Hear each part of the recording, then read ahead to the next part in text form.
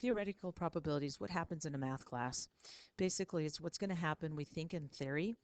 It may necessarily not be what happens in real life, but real life will be close to what we think will happen in theory. And we can map this theoretical probability two different ways. We're going to focus on what we call binomial probability. And this word bi means there are two possible outcomes. So a quick example of that would be having two children. I could have a girl first, followed by a boy, or a girl, and then followed by a girl.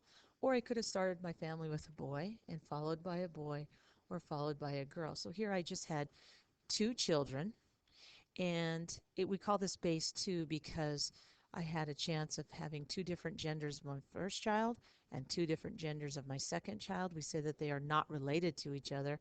That would give me a total of 4 outcomes. Those 4 outcomes for my tree, if I look at it this way, we'll change colors, girl, boy, or girl, girl, followed by these other options, boy, boy, or boy, girl. And those would be my 4 options. If I was to have 3 children, we could draw a tree diagram for that, or we could simply say 2 possible genders for my first, second, and third child.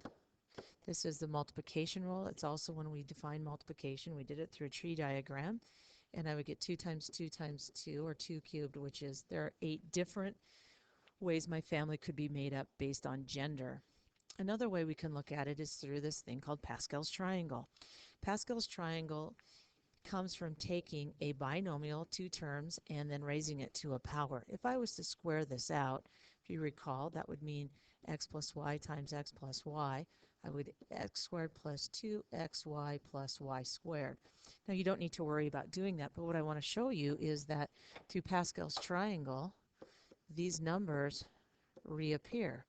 So if you want to take a look at the coefficients, here they are.